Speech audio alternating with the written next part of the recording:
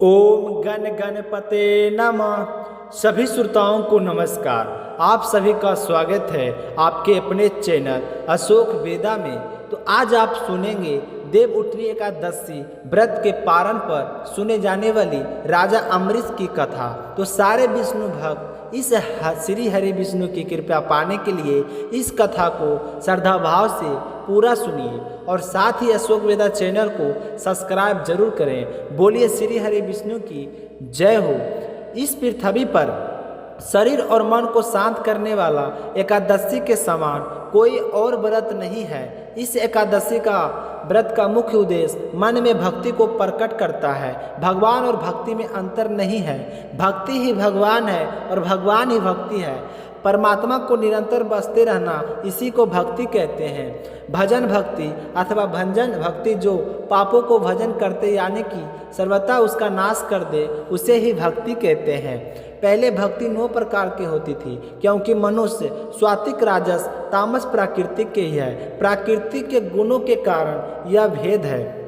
भगवान विष्णु के गुणों को सुनना, उनके नामों का कीर्तन करना, उनके रूप का निरंतर स्मरण करना, उनके चरणों की सेवा करना, उनकी प्रतिमा की पूजन करना, मंदिर में जाकर उनकी मूर्ति की वंदना करना, अपने आप को उनका दास मानना, अपनों को उनका सखा मानना, अपने आप को उनके चरणों में अर्पित करना, यह नवदा भक्ति है। यह भक्ति बढ़ते बढ़ते 81 प्रकार के हो जाती है।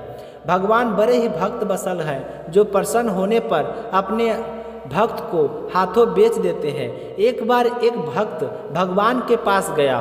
भगवान ने उसे कहा कि तू मेरे को खरीद ले। तो भक्त कहने लगा कि हे भगवान, आपका मूल्य कितना देना पड़ेगा। तो भगवान ने कहे कि ज़्यादा मूल्य नहीं देना पड़ेगा। तो भक्त कहने लगा कि कुछ तो बताइए, कुछ ना कुछ तो देना ही पड़ेगा। तो भगवान ने उसे अपना मूल्य बताया कि मात्र तुलसी का पत्ता चुल्लू भर पानी में अधिक कोई श्रद्धा भक्ति से भगवान को अर्पित करता है तो भगवान अपने आप को उसको हाथों बेच देते हैं, क्योंकि उनके मन में भक्तों के प्रति वात्सल्य रहता है। 5 प्रकार का मोक्ष होता है। हे वैष्णव, ऐसा मानना है कि मुक्ति का एकमात्र उपाय भक्ति ही है, पर सच्चा भक्त मुक्ति को ना लेकर केवल सेवा करना चाहता है। तो एक भक्त भगवान के वैकुंठ लोक में गया तो भगवान ने उसे सत्कार किया, कुशल मंगल पूछी और कहा कि आप बहुत अच्छा हुआ जो आप यहाँ तक आए। आप मेरे लोक में ही रहा करो, मैं सलोक की मुक्ति आपको देता हूँ। तो भगवान की बात सुनकर भक्त कहने लगा कि हे भगवान, बड़े आदमी के पास सदा रहना नहीं चाहिए, इससे मन में घुटन सी बनी रहती है। हमेशा आपके लोक में नहीं रह सकता, मैं समय समय पर आता रहूँगा। तो अपने भक्त की बात सुनकर भगवान कहने लगे कि अच्छा, तो मेरे समीप में रह जाओ। तो भक्त कहने लगा कि मुझे तो यहाँ भी नहीं जम सकता। मनुष्य को अपने ऊपर अपना अंकुश होना चाहिए, ना कि दूसरे के ऊपर अंकुश से मन में कुठाई प्रवेश कर जाती है और उसके सोचने समझने की शक्ति नष्ट हो जाती है। तो भगवान कहने लगे कि अच्छा, हम तुम्हें अपने जैसा रूप देते हैं। तो भक्त कहने लगा कि आपकी तो 4 भुजाएं हैं, अतिरिक्त 2 भुजाओं का बोझ कौन ढोएगा। तो भक्त की बात सुनकर भगवान कहने लगे कि मैं तुम्हें अपने जैसा ऐश्वर्यशाली जीवन दूंगा। तो भक्त कहने लगा कि आपके पास तो अनंत ऐश्वर्य है, आवश्यकता से ज़्यादा सामग्री है, अपने पास नहीं रख सकते, उससे चिंताएं बढ़ती है। मुझे तो केवल रोटी कपड़ा और मकान चाहिए। भगवान कहने लगे कि अच्छा, तुम मुझसे मिलकर एक हो जाओ, जैसे बूंद सागर से मिलकर एक हो जाती है। तो भक्त कहने लगा कि मैं ऐसी भूल कभी नहीं कर सकता, इससे मेरा अस्तित्व मिट जाएगा, मैं भगवान नहीं बनना चाहता। तो भगवान कहने लगे कि तुम चाहते क्या हो, वो मुझसे बताओ। तो भक्त कहने लगा कि आप भगवान हैं और मैं आपका भक्त हूँ, आप स्वामी हैं, मैं आपका सेवक हूँ। यह भेद हमेशा बना रहना चाहिए। आपके चरणों की सेवा मुझे मिलती रहे, मैं तो बस यही चाहता हूँ। 5 प्रकार के मोक्ष हैं, नहीं चाहता। भक्ति मार्ग में इसे 5वां पुरुषार्थ कहते हैं। यह पुरुषार्थ तभी प्राप्त होता है जब शरीर, मन और प्राणी की पवित्रता हो। दैनिक जीवन में ज्ञात या अज्ञात दशा में कुछ अनचाहे कर्म हो जाते हैं, उन्हीं कलमा को मिटाने के लिए भक्ति सर्वोत्तम साधन है। अगर हम परिचित कर लेते हैं तो हमारे कर्म नष्ट हो जाते हैं। नंगे पांव तीर्थ यात्रा, पवित्र तीर्थों पर स्नान और दान, पूर्ण व्रत, उपवास, प्राणियों पर क्षमा और परमात्मा को जल्दी प्रसन्न करना हो तो निर प्राणियों को दया करनी चाहिए। मन में वचन और ये सबका भला सोचना चाहिए। क्रोध पर क्रोध नहीं करना चाहिए। क्रोध पर क्रोध करने से संसार में क्रोध और फैले। इसलिए अगर कोई एक क्रोध करता है तो आप चुप हो जाओ। एक आई अतिथि की सेवा करो। जिसके घर से अतिथि निराश होकर लौटता है वह अपने पाप कर्म वहाँ पर छोड़ जाता है और उस गृहस्थी के पुण्य कर्म ले जाता है। तो दो तरह के कर्म होते हैं, एक राशि पाप की और एक पुण्य की। यह दोनों एक दूसरे को दबाते हैं। अगर पाप अधिक हुआ तो पुण्य को दबा देता है, अगर पुण्य अधिक हुआ तो पाप को दबा देता है। इसलिए मानव तू सदा अच्छे कर्म करने का प्रयत्न कर। कर्म पृथ्वी पर किया जाता है, स्वर्ग में तो केवल कर्मों का फल भोगना पड़ता है। वहाँ जाकर कोई कर्म नहीं किया जाता है। यदि तुम्हारे मन में कुटिलता और टेढ़ापन है तो तुम मृत्यु की तरफ जा रहे हो। यदि सरलता और सत्यता है तो तुम परमात्मा की ओर तरफ जा रहे हो। यदि यही ज्ञान का सार है। अधिक बोलने और बताने से क्या होगा। हमारे 18 पुराण में वेद व्यास जी ने 2 टूक बात कही है। यदि आप परोपकार करते हो तो पुण्य कमाते हो, यदि आप दूसरों को पीड़ा पहुंचाते हो तो पाप करते हो। यह श्री हरि विष्णु के अवतार व्यास जी का कहना है। अब सुनते हैं एकादशी व्रत की कथा। महाभारत का युद्ध समाप्त हो चुका। यह युद्ध 18 दिनों तक लड़ा गया। 10 दिनों तक अकेले भीष्म पितामह ने युद्ध के बागडोर संभाली थी। 11वें दिन अर्जुन ने शिखंडी को सामना किया और बाणों की वर्षा शुरू कर दी। भीष्म पितामह का शरीर इंच इंच बाणों से बिंद गया। शरीर का सारा खून निचोड़ गया। उन्हें भी पता नहीं था कि मेरा सिर किस तरफ से है, मेरे पांव किस तरफ है। स्वयं मृत्यु को वर्ण कर लेना तो स्वीकार है, पर अबला पर हाथ नहीं उठाना।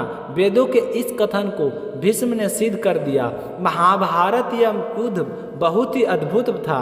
ऐसा युद्ध विश्व में आज तक नहीं हुआ है और ना ही होंगे। ऐसे वीर योद्धा हुए हैं उस समय में कि हथियार मनुष्य जैसी बुद्धि रखते थे।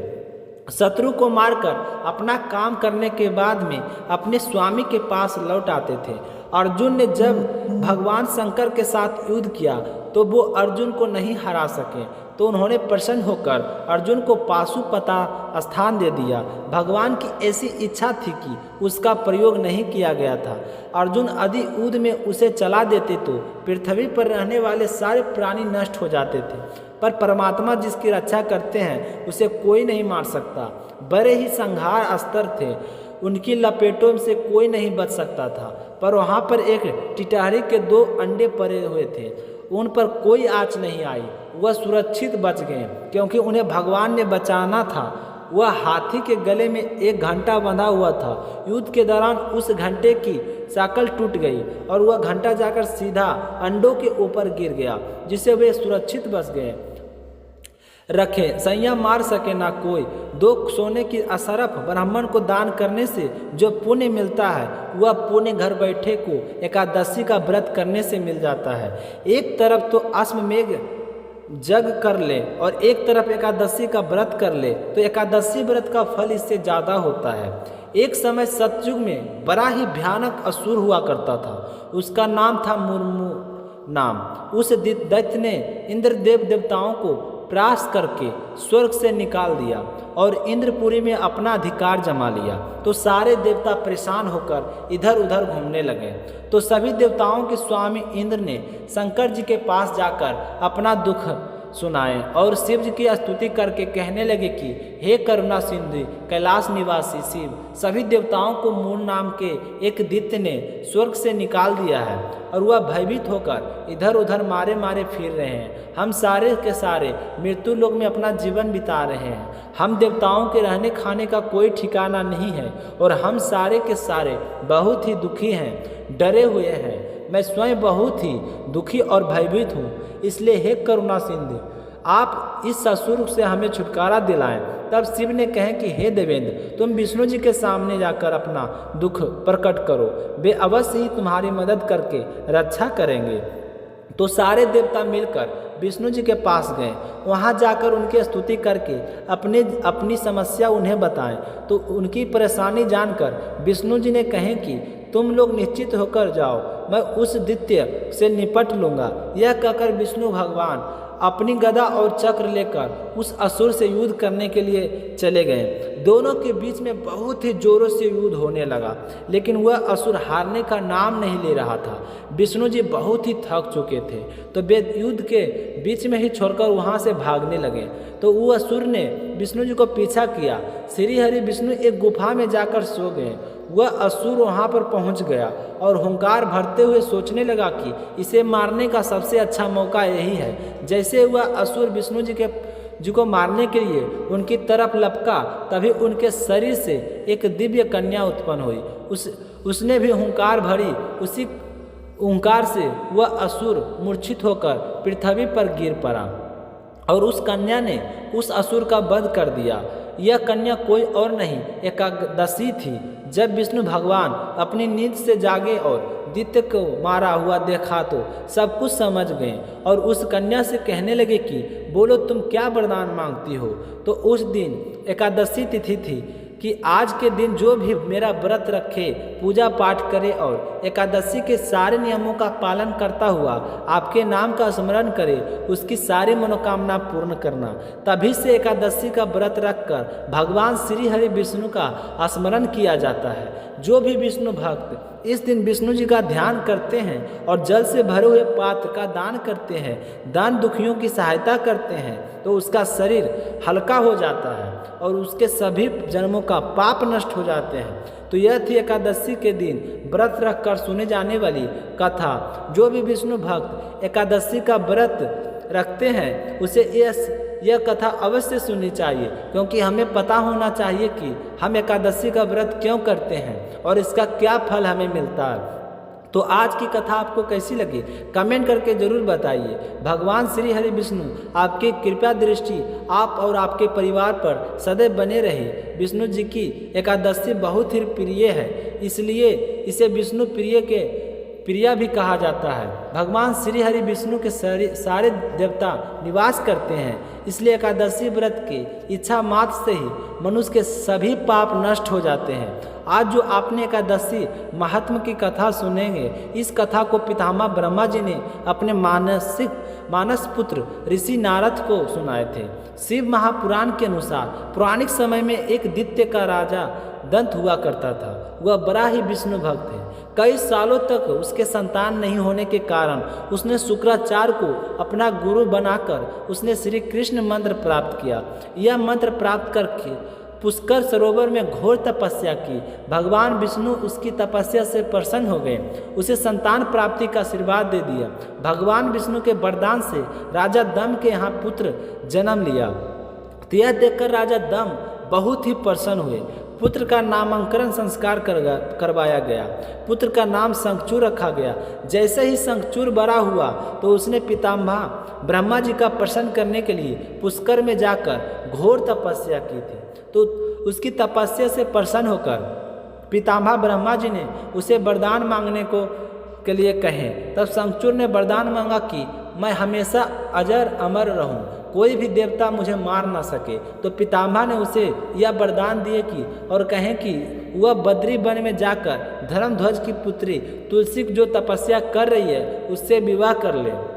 उधर बद्री वन में तुलसी तपस्या कर रही थी, तो वहाँ पितामह ने दर्शन देकर वरदान मांगने को कहा। तो तुलसी ने कहा कि मैं भगवान श्री हरि विष्णु से शादी करना चाहती हूँ। तो पितामह कहने लगे कि दत्तराज दम का बेटा शंखचूड़ है, जो भगवान विष्णु का ही अंश है, वह तुम्हारे सामने आएगा, तुम उसे शादी के लिए हाँ कर देना। तो ऐसा कहकर पितामह वहाँ से अंतर ध्यान हो गए। कुछ समय बाद शंखचूड़ उसे ढूंढता हुआ वहाँ आ पहुँचा और तुलसी को देखकर उसके रूप पर मोहित हो गया और तुलसी से विवाह का प्रस्ताव रखा। तो तुलसी ने पितामह के कहे अनुसार शादी के लिए हाँ कर दी और फिर दोनों ने शादी कर ली। शादी के बाद तुलसी और शंखचूड़ सुखपूर्वक रहने लगे। उसने अपने बल से देवताओं, असुर, दानवों, राक्षसों, गंधर्व, नागों और किन्नरों, मनुष्य तथा त्रिलोकी के सभी प्राणियों पर विजय प्राप्त कर ली। वह भगवान श्री कृष्ण का परम भक्त था। शंखचूड़ के अत्याचारों से सभी देवता परेशान होकर पितामह ब्रह्मा के पास गए और अपनी सारी परेशानी उन्हें बताएं। तो पितामह ने उन सबको विष्णु भक्त के पास गए। विष्णु भगवान ने कहें कि शंखचूड़ की मृत्यु भगवान शिव के तिलछू से होगी, अतः आप उनके पास जाएं। भगवान शिव ने चिरक नामक गण को अपना दूत बनाकर शंखचूड़ के पास भेज दिया। चित्ररथ ने शंखचूड़ को समझाया कि वह देवताओं को उनका राज्य लौटा दे, लेकिन अहंकार के चलते शंखचूड़ ने मना कर दिया और कहा कि वह महेश्वर से युद्ध करना चाहता है। जब भगवान शिव को यह बात पता चली तो वे युद्ध के लिए अपनी सेना लेकर निकल पड़े। इस तरह देवता और दानवों को घमासान युद्ध हुआ, परंतु पितामह के वरदान के कारण शंखचूड़ को देवता हरा नहीं पाए। भगवान शिव ने शंखचूड़ का वध करने के लिए जैसे ही अपना त्रिशूल उठाए, तभी आकाशवाणी हुई कि जब तक शंखचूड़ के हाथ में श्री हरि का कवच है और इसकी पत्नी का अस्तित्व अखंडित है, तब तक इसका वध करना असंभव है। तो आकाशवाणी सुनकर भगवान विष्णु वृद्ध ब्राह्मण के रूप धारण करके शंखचूड़ के पास गए। तो शंखचूड़ से कहने लगा कि मांगो, क्या मांगते हो, मैं दान देने में कभी भी कंजूसी नहीं करता हूँ। तो इतना कहते ही ब्राह्मण वेश में आए भगवान श्री हरि विष्णु ने कहा कि मुझे तुम्हारा कवच चाहिए। तो शंखचूड़ ने वह कवच बिना किसी संकोच में दान कर दिया। इसके बाद भगवान विष्णु शंखचूड़ का रूप बनाकर तुलसी के पास गए। शंखचूड़ रूपी भगवान विष्णु ने तुलसी के महल के द्वार पर जाकर अपनी विजय होने की सूचना दी। यह सुनकर तुलसी बहुत ही खुश हुई और पति रूप में आए भगवान का पूजन किया और रमन किया। ऐसा करते ही तुलसी का अस्तित्व खंडित हो गया। भगवान शिव ने युद्ध में अपने त्रिशूल से शंखचूड़ का वध कर दिया। जब तुलसी को इस बात का पता चला कि उसके पति नहीं रहे, जो सामने है वह भगवान श्री हरि विष्णु जी हैं, तो क्रोध में आकर तुलसी ने कहा कि अपने छल पूर्वक मेरा धर्म भट्ट किया और मेरे पति को मार डाला, अतः मैं आपको श्राप देती हूँ कि आप पाषाण धोकर धरती पर रहें। तुलसी की बात सुनकर श्री हरि विष्णु ने कहें कि हे देवी, तुम मेरे लिए भारतवर्ष में रहकर बहुत दिनों तक तपस्या करती रही, इसलिए तुम्हारा यह शरीर नदी रूप में बदलकर गंडकी नामक नदी के रूप में प्रसिद्ध होगा। तुम पुष्पों में श्रेष्ठ तुलसी का वृक्ष बन जाओगी और सदा मेरे साथ रहोगी। तुम्हारे श्राप को सत्य करने के लिए मैं शालिग्राम बनकर रहूँगा। गंडकी नदी के तट पर मेरा वास होगा। देव प्रबोधनी एकादशी के दिन भगवान शालिग्राम व तुलसी के विवाह संपन्न कराकर मांगलिक कार्यों की शुरुआत की जाएगी। जो भी हमारे इस स्वरूप का विवाह करवाएगा और श्रद्धा भाव से हमारा पूजन करेगा, उसकी सारी मनोकामनाएं पूर्ण होगी। मान्यता के अनुसार तभी से इस दिन तुलसी शालिग्राम का विवाह करने का परंपरा चल पड़ी है। जो भी व्यक्ति श्रद्धा भाव से इसका पूजन करके इनका विवाह संपन्न कराता है, उसे अपार पुण्यों की फलों की प्राप्ति होती है। तो आज की कथा समाप्त होती है। सुनकर आप सभी को कैसा लगा कमेंट करके ज़रूर बताइए। और अभी तक आपने अशोक वेदा चैनल को सब्सक्राइब नहीं किए हैं तो सब्सक्राइब जरूर करिए। मिलते हैं अगले वीडियो में, तब तक अपना ख्याल रखिएगा। जय श्री कृष्णा, राधे राधे।